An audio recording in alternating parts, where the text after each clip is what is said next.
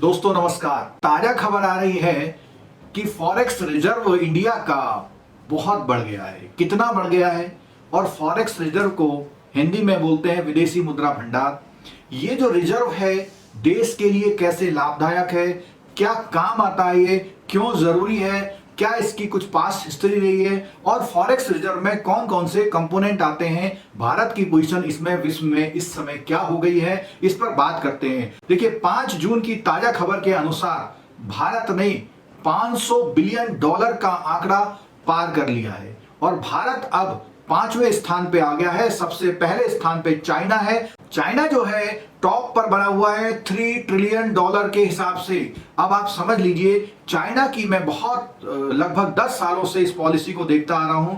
China ने अपनी policy बना रखी है कि देश में इतना फॉरेक्स रखना है कि दुनिया में कहीं से भी कोई भी सामान उसे खरीदना हो तो अंतरराष्ट्रीय संबंधों के हिसाब से उसकी करेंसी देगा और वो सामान खरीदने से वो देश मना नहीं कर सकता। उसकी शुरू से पॉलिसी हुई है और आपको ताज्जुब होगा ये जान करके, चाइना ने अपना सबसे ज्यादा जो इन्वेस्टमेंट कर रखा है वो अमेरिकन डॉलर में कर रखा है। इसका मतलब ये हुआ अमेरिका कभी भी उसे कोई सामान अगर चाइना को चाहिए तो देने से मना नहीं कर सकता, क्योंकि उसको अपनी करेंसी ऑनर करनी पड़ेगी। या वर्ल्ड वाइड आपको पता है कि डॉलर बहुत मोस्ट एक्सेप्टेबल करेंसी है, इसलिए चाइना ने इतना बड़ा रिजर्व रखा हुआ है। दूसरे नंबर पे आता है जापान। जापान ने $1.37 ट्रिलियन का अपना जो है फॉरेक्स रिजर्व रखा हुआ है। उसके बाद आता है स्विट्जरलैंड। आपको पता है स्विट्जरलैंड बहुत अच्छी जगह है, आप लोग घूमने जाते हैं। वो 1 ट्रिलियन से थोड़ा डाउन आ गया है, लेकिन वो 837 बिलियन डॉलर पर अपनी पोजीशन 3rd नंबर पे रखे हुए है। उसके बाद आता है रसिया, और रसिया जो है $566 बिलियन के हिसाब से वो 4th नंबर पे है। और इंडिया जो अभी 5 जून को आरबीआई ने लेटेस्ट डेटा जारी किया था, उसके अकॉर्डिंग 501 यानी 501.70 बिलियन का उसका अपना स्टॉक हो गया है। और ये जितने भी कंट्री हैं क्यों फॉरेक्स रिजर्व रखती हैं, उसका सीधा सा मतलब ये है कि अगर हम इंपोर्ट करते हैं और इंपोर्ट जिन आइटम्स का करते हैं तो मोस्ट जो कंट्री हैं वर्ल्ड में वो डॉलर या फॉरेन करेंसी एक्सेप्ट करती हैं, क्योंकि इंडिया की करेंसी उतनी ज्यादा वैल्यू नहीं करती है और करेंसी के मुकाबले में, इसलिए। और डॉलर जो है हर कंट्री में एक्सेप्टेबल होता है, इसलिए डॉलर या फॉरेन करेंसी पौंड है, यूरो है, उसको कंट्री लेना पसंद करती है। अगर हमें चाहिए तो हमें वो करेंसी उसको देनी पड़ेगी, इसलिए हमें फॉरेन करेंसी रिजर्व रखना पड़ता है। और आपको पता है कि हमारा जो फॉरेन करेंसी रिजर्व है उसमें जो है बहुत सबसे बड़ा जो पार्ट है वो पेट्रोलियम प्रोडक्ट।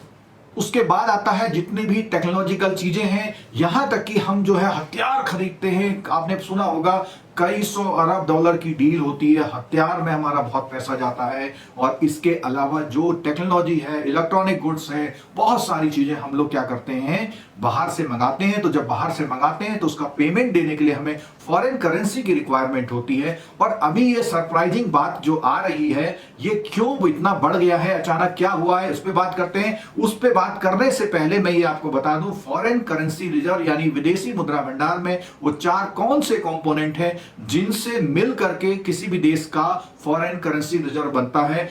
जिसमें सबसे पहले है FCA फॉरेन करेंसी एसेट्स, जिसमें $463.63 बिलियन का स्टॉक है, यानी करेंसी का स्टॉक इतना है। उसके बाद नंबर 2 पे आता है गोल्ड, और गोल्ड है $32.35 बिलियन।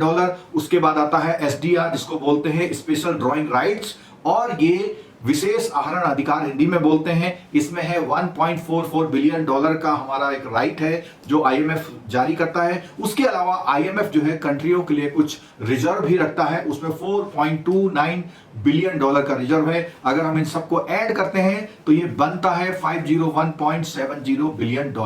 अब बात आती है कि अचानक इस समय पर इतना कोरोना का कोहराम मचा हुआ है, ये फिगर कैसे बढ़ गई, इस पे बात करते हैं। देखिए हमारा जो फॉरेन करेंसी रिजर्व है, एक तो एक्सपोर्ट से आता है, दूसरा हमारा जो फॉरेन की बोरोविंग्स हैं उनसे आता है, तीसरा जो इन्वेस्टमेंट है बाहर से उसमें आता है। इन सब चीजों से मिल करके जो फॉरेन करेंसी का रिजर्व बनता है। और इसमें जो है अभी सिग्निफिकेंटली FDI में इंक्रीज हुआ है।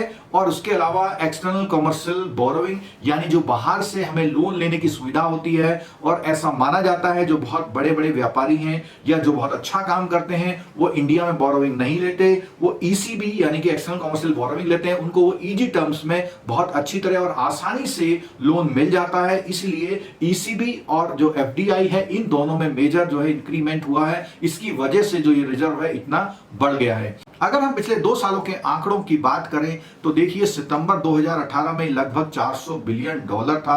अगर हम दिसंबर 18 की बात करें तो थोड़ा डाउन हो गया था, 390 बिलियन डॉलर। और अगर हम मार्च 2019 की बात करें तो उसमें लगभग ये 408 या 9 बिलियन डॉलर हो गया था।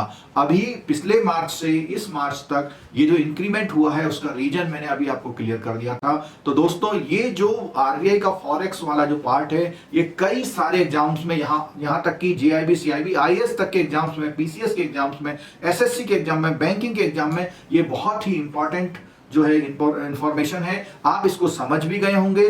और बहुत आंकड़ों की बात तो बहुत ज्यादा नहीं होती है, लेकिन फिर भी आपको करंट आंकड़े अगर आपको पता है तो वो देखने चाहिए। मैं इन आंकड़ों को जब इंडिया का फॉरेक्स जो रिजर्व होता था 50 बिलियन डॉलर होता था तब से वॉच कर रहा हूं। ये मेरे लिए बहुत ही इंटरेस्टिंग रहता है। मैं हमेशा जानने की कोशिश करता हूं कि फॉरेक्स रिजर्व कितना है। ये करंट अफेयर्स के हिसाब से बहुत इंपॉर्टेंट है। दोस्तों अगर आपको ये वीडियो अच्छा लगा तो इसको लाइक करना मत भूलिएगा।